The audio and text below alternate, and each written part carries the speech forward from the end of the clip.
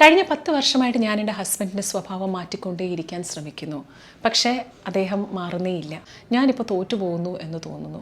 എത്രയോ നാൾ നമ്മൾ എഫേർട്ട് എടുത്തിട്ടും നമ്മൾ ഒരുപാട് ശ്രമിക്കും ഇവരുടെ സ്വഭാവം മാറ്റാനായിട്ട്. പക്ഷേ പറ്റൂല അല്ലേ? പല സാഹചര്യങ്ങൾ മൂലമായിരിക്കാം ഈ പറയുന്ന സോ കോൾഡ് ഹസ്ബൻഡ് ആണെങ്കിലും വൈഫ് ആണെങ്കിലും അവരുടെ സ്വഭാവം ഈ ഒരു രീതിയിലാവുന്നത്.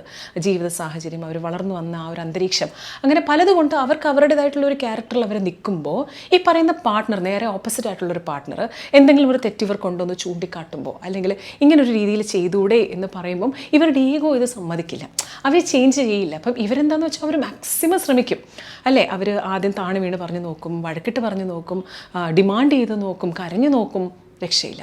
അപ്പോൾ നമ്മൾ മനസ്സിലാക്കേണ്ട ഒരു കാര്യം, ഇങ്ങനൊരു സാഹചര്യത്തിലൂടെ പോകുന്ന ഒരാളാണ് നിങ്ങളെങ്കിൽ നിങ്ങൾ ആദ്യമേ നിങ്ങൾ മനസ്സിലാക്കണം, this is not your fault.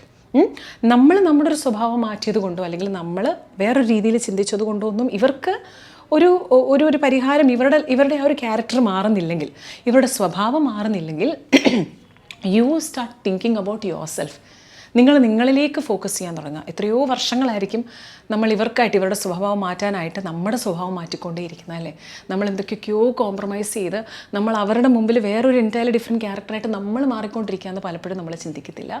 നമ്മളുടെ ഫോക്കസ് മാറി വേറെ എന്തൊക്കെയോ നമ്മൾ ചെയ്തു കൂട്ടും. അവസാനം ഇവർ തന്നെ ചോദിക്കും, ഞാൻ പറഞ്ഞോ നീ എൻ്റെ അടുത്ത് മാറാൻ, നിൻ്റെ അടുത്ത് ഞാൻ പറഞ്ഞോ എൻ്റെ സ്വഭാവം മാറ്റാൻ?